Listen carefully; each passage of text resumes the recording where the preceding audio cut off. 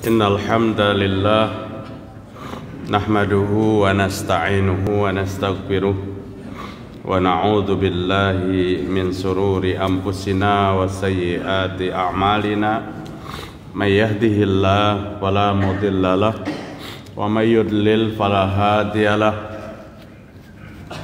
Asyhadu an la ilaha illallah wahdahu la syarikalah wa ashhadu anna Muhammadan abduhu wa rasuluhu la nabiyya ba'dah. Ya ayyuhalladzina amanu taqullaha haqqa tuqatih wa la tamutunna illa wa antum muslimun. Ya ayyuhan nasu taqu rabbakumul ladzi khalaqakum min nafsin wahidah wa khalaqa minha zawjaha wa batha minhuma rijalan katsiran wa nisaa'a wattaqullaha alladzi tasaaluna bihi wal arham innallaha kana 'alaikum raqiba. Fa inna asdaqal hadithi kitabullah wa khairil huda huda Muhammad sallallahu alaihi wasallam wa syarrul umuri muhdatsatuha wa kullu muhdatsatin bid'ah wa kullu bid'atin dhalalah wa kullu dhalalatin finnar. Mari kita bersyukur kepada Allah Subhanahu wa ta'ala pada pagi hari ini, subuh Selasa 19 Rabiul Awal 1443 Hijriah, 26 Oktober 2021. Alhamdulillah kita sehat walafiat sabarataan. Baru saja kita melaksanakan salat subuh berjamaah.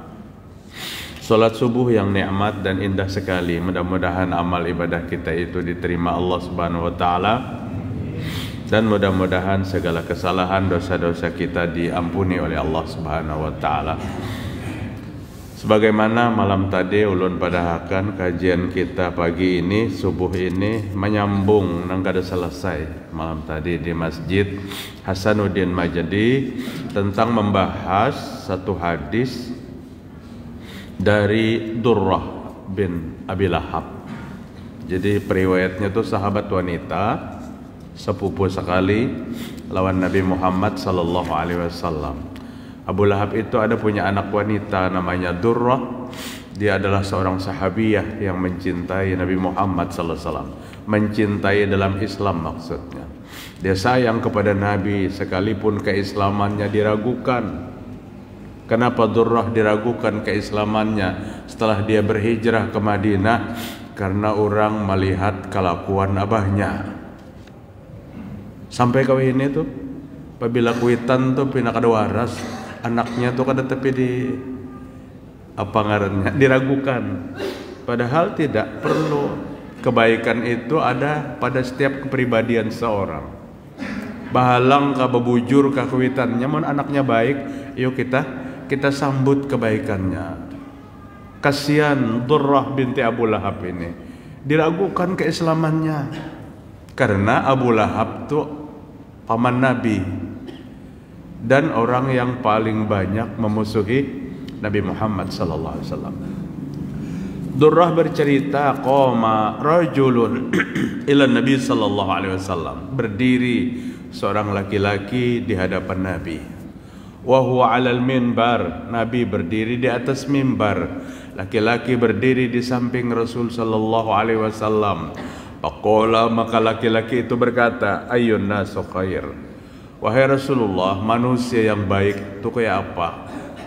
Kayak apa manusia yang baik itu? Maka Nabi menjawab pertanyaan laki-laki itu, khairun nas aqra'uhum. Manusia yang terbaik di antara kalian orang yang paling fasih membaca Al-Quran di antara mereka. Maka orang yang paling fasih membaca Quran tuh kita tunjuk menjadi imam. Bacaannya sepoi-sepoi, nyaman didengar, makhrajnya baik.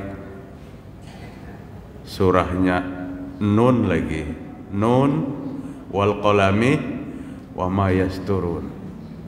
Zaman ulun lagi halus tahun 60-an, 70-an. Ada dukun yang tiap malam dipanggil apabila anak garing sakit parut di kiau sih dia. diketok sidin parut anak tuh. Mbah mengetok parut anak tuh, diketok sidin pulang ke lantai. Unik pengobatannya, ampih anaknya menangis. Ulun takuni Pak Haji apa bacaannya? Pernah mengetok parut anak tuh. Jasidin Al-Quran juga bacaannya. Nun wal qalami wa ma yasturun. Alhamdulillah kada ada hubungannya sedikit-dikit.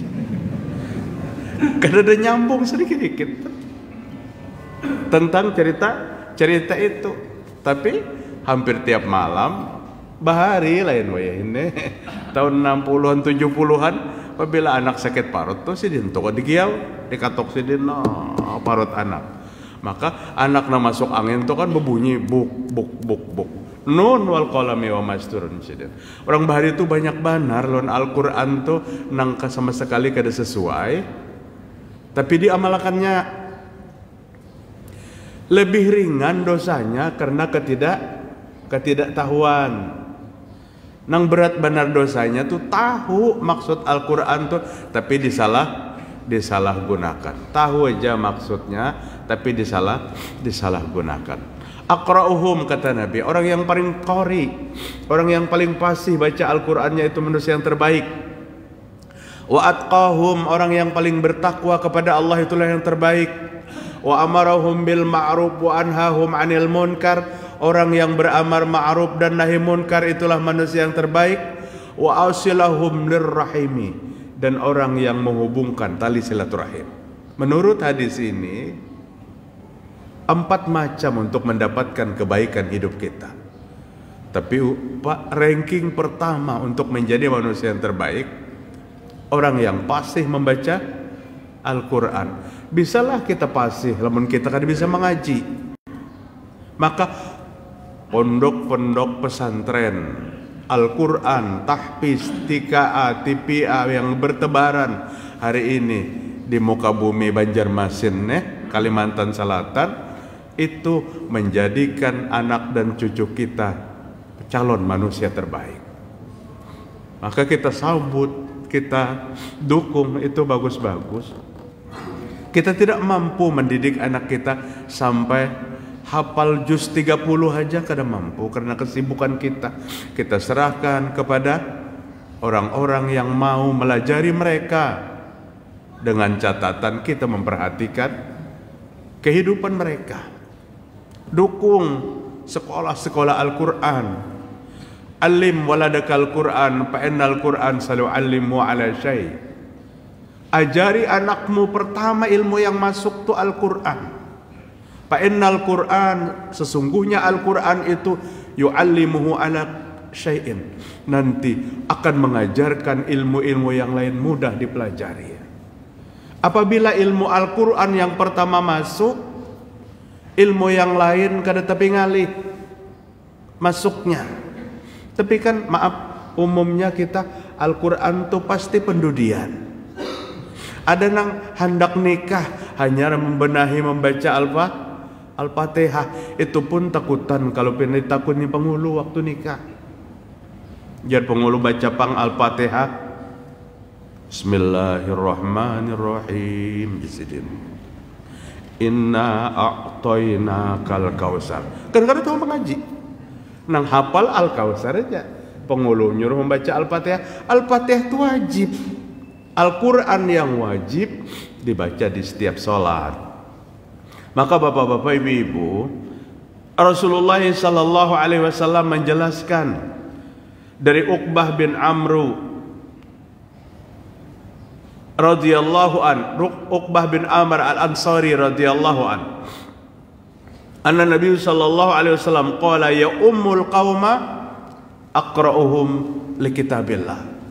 Yang berhak mengimami satu kaum, orang yang paling fasih membaca Al-Quran. Yakinkan nang kita suruh menjadi imam nih pembaiknya bacaan pada kita, bagus bacaan pada kita. Oh, tapi umurnya anum pada kita kada ada masalah. Kada masalah. Persyaratan yang paling utama qori. Persyaratan yang paling utama fasih. Ini ngotot sidin kan mau diganti-ganti jadi imam. Pada saat ada anak muda yang mencoba, Pak Haji, alhamdulillah ulun sudah hafal 30 juz. Dan boleh Al-Fatihah ulun. Kada apa-apa Pak, besurung anak-anak anda sekalian besurung kayak itu kada apa-apa untuk kebaikan. Ujar Pak Haji, nyawa jangan pintar-pintar jadi imam masjid tu bahari arwah abah Hunda yang membangun. Nah ini nang ngalih benar tuh nang maandalakan jasa orang masa lalu tuh. Padahal apabila sidin baca Fatihah tuh makmumnya kambuh asmanya, saking sakitnya bacaannya. Aman ada nang lebih muda bagus untuk kita tunjuk. Tapi anak-anak muda jangan hanya mengandalkan bacaan. Kaifiat ibadah sholat perlu diteliti, perlu dipelajari. Karena dia mengimami bukan hanya bacaan Al-Fatihah, dia mengimami dari takbir sampai salam. Adakah lagi hubungan selain daripada itu? Perilaku-perilaku di luar imam bagus dijaga. Karena jar Nabi jangan menunjuk seorang imam dalam sholat yang makmum kada ketuju lawan kelakuannya. Artinya apa? Mur'ah, kebaikan akhlak seorang imam itu bagus dijaga. Amun beliuran banar hendak makan pentol, tukar pentolnya 20 biji bawa beli ke rumah. Jangan sambil berdiri gamis cuk habis 10 biji pentol sambil berdiri makan pentol. Padahal sholat subuh tadi jadi imam. Hati-hati anak-anak remaja, pemuda-pemuda. Ini akhlak, ini mur'ah kita jaga itu. Lewat orang namanya jadi makmum tuh di komentarinya, nah imam kita mementol berdiri diri jarnya. Halal Pak, pentol tuh halal. Urun menghimbau kepada nang bejo pentolnya, teruskan usahanya dengan baik, tapi tambahinya apa? Setiap gerobak pentol membawa kursi 2-3 buah, kan usah gana-gana kursinya. Jadi kulilingi gerobak pentol dengan 4 buah kursi, biar nang makan pentol tuh bisa duduk. Karena ini termasuk adab makan dan minum dalam Islam. Orang yang paling pasti kita ajukan pertama untuk menjadi imam, fa in kanu fil qiraati sawaan, jika bacaannya sama pasihnya. Ada 2 orang di masjid itu nang bagusnya sama. Fa'alamahum bis sunnah, yang lebih dulu diajukan orang yang telah sangat mengerti, sangat mendalami dengan sunnah Nabi Muhammad SAW. Di antara 2 bacaannya pasihnya sama, yang satu pindah kada tapi mengerti lawan sunnah, yang satu mengerti lawan sunnah Nabi. Yang mengerti lawan sunnah Nabi lebih dulu dijulung menjadi imam. Apa gerang sunnah Nabi itu? Banyak bacaan sidin pasih. Tapi apabila imbah minum sidin tangan kiri nang disurung sidin kemuntung, ini kada mengerti tentang sunnah. Yang menganjurkan minum dengan memegang tangan kanan ini siapa? Nabi Muhammad SAW. Saking melarangnya Nabi minum dan makan dengan tangan kiri, kata Nabi, yang makan dan minum dengan tangan kiri adalah syaitan. Jangan diumpati. Ini paling ringan sunnahnya, paling ringan. Kemudian bagi anak-anakku remaja yang hari ini kami percayakan kalian untuk menjadi imam, betul-betul dijaga. Baik cara berpakaian, kada perlu begamis, lamun kada mahir begamis, tapi jaga. Ini akhlak termasuk pakaian, termasuk bahagian daripada persyaratan imam yang sesuai dengan sunnah. Diangkatlah sedikit puntalan tapih sehingga ujung tapih itu di atas mata kaki. Itu lebih utama ditunjuk menjadi imam daripada nang begamis tapi behiritan. Sampai boleh ke rumah ribut nang bini menapas gamisnya, hibak tahi kucing di gamis behiritan. Nah, lebih mengerti tentang sunnah Nabi Muhammad SAW. Apalagi tentang sunnah nang perlu dibenahi oleh imam. Batis masuk masjid lawan masuk toilet tuh jangan tepuh huruf. Jangan tepuh huruf karena berbeda batisnya. Lamun masuk masjid batis kiri, masuk toilet batis kanan, tepuh huruf. Ini diketahui oleh jaga sampai sekecil-kecilnya, karena Nabi mengatakan yang lebih pantas disuruh yang mengerti tentang sunnah. Oh, batisnya kada tepuh huruf, masuk toilet batis kiri, masuk masjid batis kanan. Doanya jangan tepuh huruf. Dia hendak masuk masjid batis kanan, Allahumma inni a'udzubika, tepuh huruf kan? Tepuh huruf. Ini harus mengerti, karena ini dipraktekkan oleh Rasulullah sallallahu alaihi wasallam. Dan ternyata kata para ulama, memegang teguh sunnah dalam kehidupan seorang qori, seorang yang iqra, seorang yang fasih, ini menguatkan hafalan yang ada padanya. Menguatkan hafalan anak-anak kita. Jika sambil menghafal Al-Quran diajarkan sunnah Nabi Muhammad SAW dalam kehidupannya, dalam kehidupannya. Kemudian Nabi SAW katakan, fa in kana fis sunnati sawaan, jika sama sunnahnya, mengerti tentang sunnah, karena diajarkan sejak di pondok, begini cara berpakaian sesuai dengan sunnah Nabi. Sama nih, jebolannya sama, pondoknya bacaannya sama, sunnahnya sama. Siapa nang dipilih? Fa'aqdamuhum hijratan, pilih nang paling berdahulu hijrahnya. Karena Nabi menyampaikan hadis ini di Madinah, menceritakan tentang orang yang utama itu orang yang lebih awal hijrahnya. Pada saat ada perintah agama untuk berhijrah dari Makkah ke Madinah, kada tapi banyak berpikir li'i'la'i kalimatillah, dia hijrah ke Madinah. Padahal nang ditinggalakannya tuh kada tanggung-tanggung. Istri, anak, rumah tangga, usaha. Nang dituju pulang kada tanggung-tanggung. Maksudnya apa? Kada tentu apa yang dikerjakan di sana. Tapi ada tugas pokok yang sangat mulia, menggugurkan segala apa yang disenangi oleh manusia, adalah tugas dakwah. Maka Nabi lebih mengutamakan orang yang dihimbau hijrah, lebih cepat hijrahnya. Kalau kita bang hijrah Makkah ke Madinah kah? Kada lagi. Atau mulai di hulu sungai ke Banjarmasin kah? Apalagi kada jua. Hijrah kita tuh paling kada 4 macam hijrah kita. Yang pertama, tadinya kafir, kemudian hijrah menjadi muslim. Tadinya syirik, hijrah menjadi tauhid. Tadinya ahli bid'ah, hijrah menjadi ahli sunnah.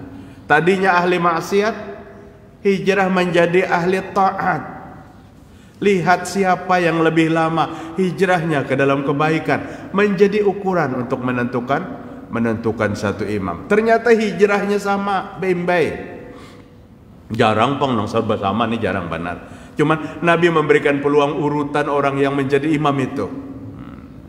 Jika hijrahnya sama, kata Nabi sallallahu alaihi wasallam, fa'aqdamuhum sinnan.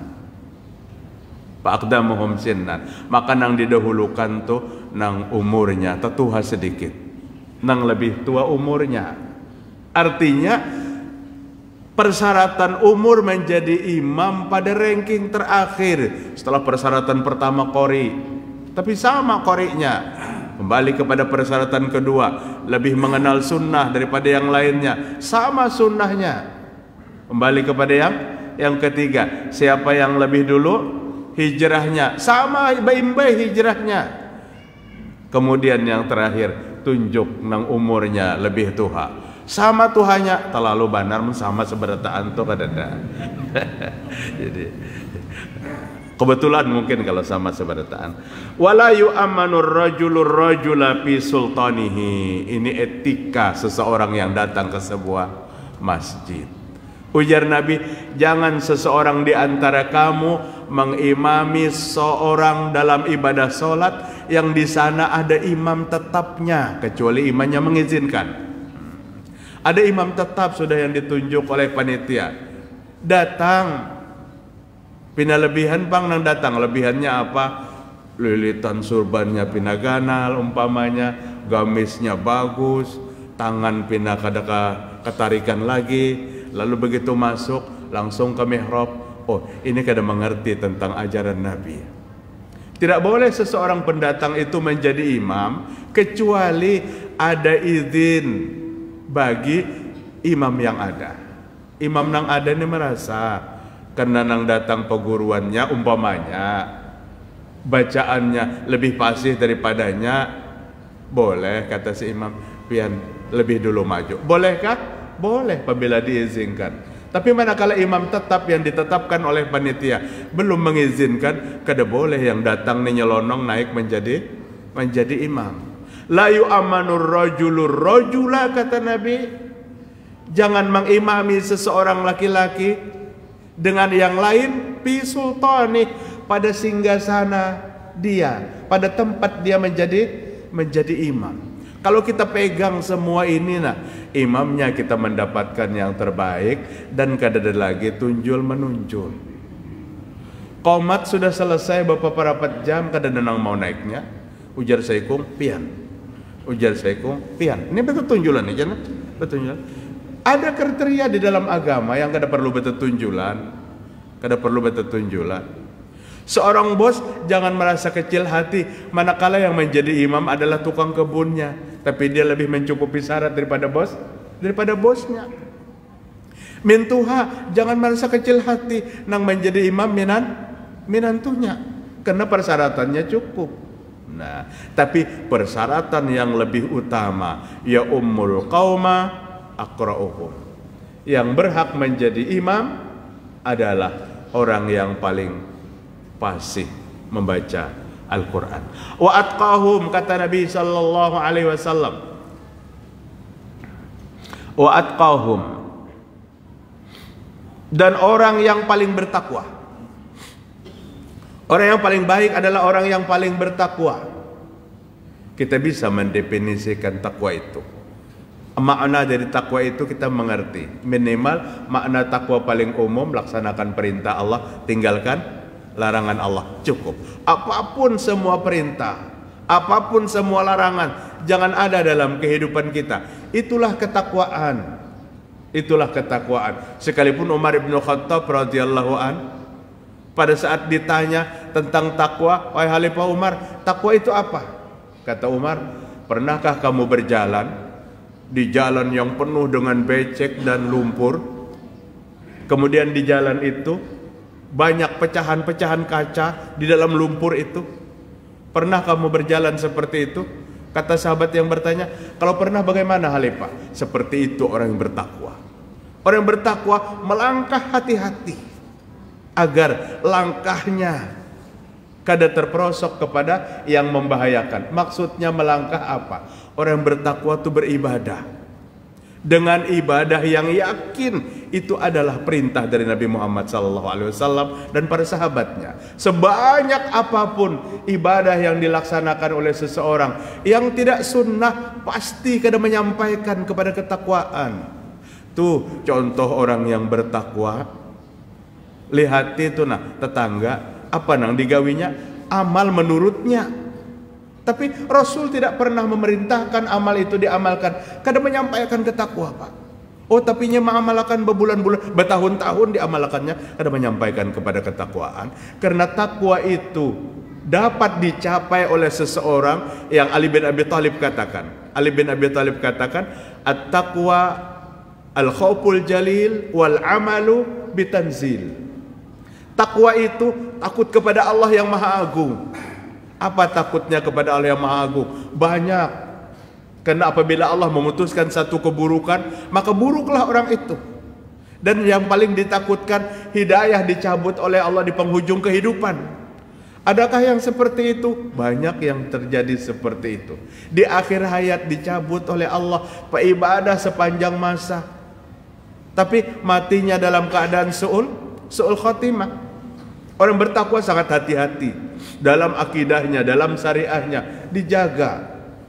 Dan orang yang bertakwa, al-amalu bitanzil, beramal dengan apa yang diturunkan, dengan apa yang diajarkan. Itu amalan orang yang bertakwa. Bukan semua amal kada tahu ujung pohon di mana sumbernya gawe tarus. Itu bukan pekerjaan orang yang bertakwa. Dan amal-amal jenis seperti itu tidak akan menyampaikan kepada ketakwaan. Ujar siapa? Ali bin Abi Thalib, Umar bin Khattab. Kehati-hatian orang bertakwa tuh seperti orang yang melangkah di lumpur, yang takut pakaiannya kotor dan di dalamnya banyak beling, banyak pecahan-pecahan kaca. Jadi yang ditakutkan sangat banyak. Sangat banyak. Kakinya takut luka, pakaiannya takut kotor, kata Umar bin Khattab.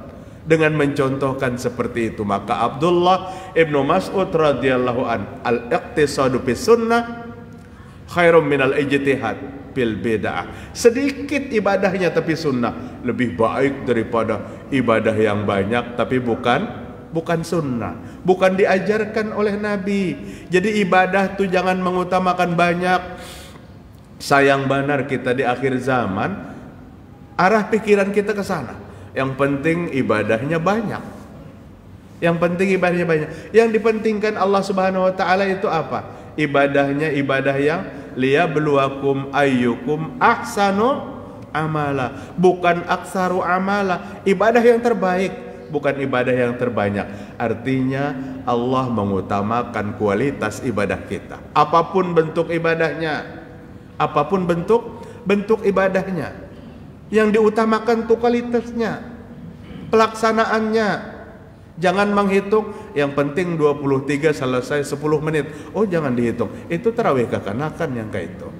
Dan ini menyangkut tentang diterima atau tidaknya satu ibadah, diterima tidaknya satu ibadah. Taqwa al-amalu bitanzil, al-isti'dad liyaumir rakhil, kata Ali bin Abi Thalib. Orang yang bertakwa itu orang yang bersiap-siap menyongsong datangnya kematian. Nang ingat lon mati itu apa banyak? Banyak benar nang ingat lawan mati itu. Apalagi musim Covid, ingat bertaan lawan mati. Kenapa? Kita hari ini menjaga jarak, kita pakai masker, kita cuci tangan. Kenapa? Kita tidak ingin terpapar yang Nabi katakan la dharara wala dirara dalam sebuah hadis sahih. Janganlah kita terpapar dan jangan orang lain terpapar karena kita. Sekalipun ini sudah hampir terakhir Covid-nya, mudah-mudahan jangan datang-datang lagi. Tapi musim Covid tadi ingatnya lawan mati luar biasa. Apalagi ulun di rumah sakit Islam tuh kamar 305. Ini apa? Kamar-kamar jalur merah apa? Zona merah. Kamar-kamar zona merah nih beberapa kamar. Karena yang masuk ke sana orang Covid seberataan. Apabila Covid laki bini dimasukkan sekamar. Sudah beberapa hari lagi bulikan. Oksigen sudah mulai dilepas. Impus sudah mulai dilepas satu-satu. Bahagia kami laki bini. Alhamdulillah kita pecahan bulikan. 2 hari sebelum bulik tetangga 306 meninggal. Ditunda lagi kami kada bulik. Rupanya takutan juga ngaran mati tuh mendengar kisah mati aja takutannya luar biasa. Artinya manusia ingat bertaan lawan mati, tapi nang kada siap tuh banyak. Nang kada siap lawan mati itu banyak. Orang yang bertakwa, orang yang siap dengan kematian. Kadang-kadang saking kada siapnya, maaflah ulun ingin sampaikan, orang yang melakukan atribut kematian, menyelenggarakan jenazah pun belum tentu ingat lawan mati. Belum tentu. Ini kubur digali rapi luar biasa. Jenazah meninggal di Jakarta, dikuburkan di Banjarmasin karena orang Banjar asli. Insya Allah datang jenazah pada jam 10 pagi. Pagi diberangkatkan. Kubur sudah disiapkan sejak pagi. Nang menunggu kubur siap-siap. Tokoh Banjarmasin meninggal di Jakarta. Qadarullah pesawat terlambat apa sebagainya. Sehingga sampai zuhur jenazah belum datang. Seyogianya nang paling bagus toh jika tukang gali kubur ingat lawan mati, tinggalkan, bersihkan dirinya, sholat tepat waktu, laksanakan. Tapi bertiga-tiga menjaga kuburan sampai orang tuntung sholat zuhur. Bulik sholat zuhur, datangan orang ke kubur menguburkan jenazah. Betakun lon bertiga, Pak, kenapa kada ditinggalkan kuburannya? Kenapa kada memperkenankan azan berkumandang? Apa ajarnya? Takutan kopena kuburannya dimasuki kucing jadinya. Kenapa gerang Pak? Bila kuburan dimasuki kucing, mayatnya kena bangun. Bagus lagi punya bangun hidup pulang. Paham-paham kayak ini perlu Pak dibuang dalam kehidupan kita. Karena tahayul, hurapat yang masih bersarang dalam hati kita itu akan menggugurkan syariat Islam, sunnah-sunnah yang ada di dalam kehidupan kita. Orang yang bertakwa, orang yang ingat akan mati dan mempersiapkan diri menunggu datangnya kematian. Mal aqyas ya Rasulullah. Siapa orang yang paling cerdas? Wahai Nabi, siapa orang yang paling cerdas wahai Rasul? Maka Nabi SAW katakan, aksaruhum dzikran lil maut wa isti'dadan. Orang yang cerdas adalah orang yang paling banyak ingat lawan mati dan orang yang melakukan persiapan menyongsong datangnya kematian itu.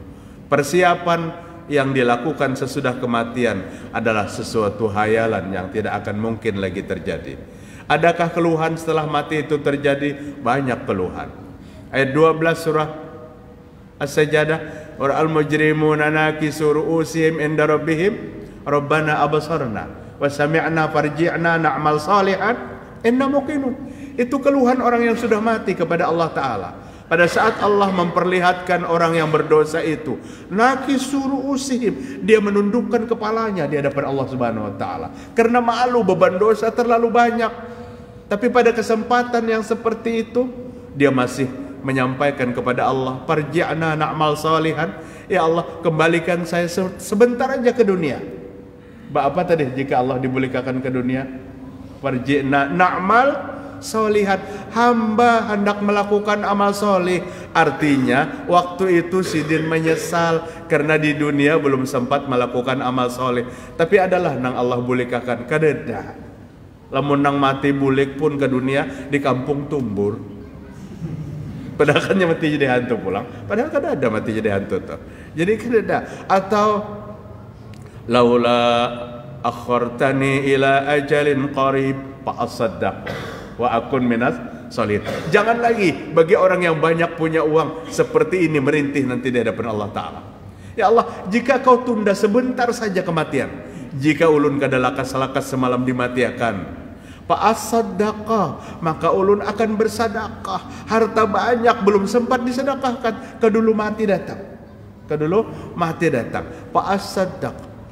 Ya Allah, hamba akan bersadaqah dan hamba akan menjadi orang yang saleh. Orang yang bertakwa tidak mau penyesalan itu di akhirat. Orang yang bertakwa penyesalan itu di dunia ini. Dan setiap saat dia menyesal atas pelanggaran-pelanggaran yang dia lakukan sengaja atau tidak dalam kehidupan dunia. Dan solusinya tidak pernah meninggalkan setiap hari bertaubat kepada Allah Subhanahu wa ta'ala. Subhanakallahumma wa bihamdik asyhadu an la ilaha illa anta astaghfiruka wa atubu ilaik. Assalamualaikum warahmatullahi wabarakatuh.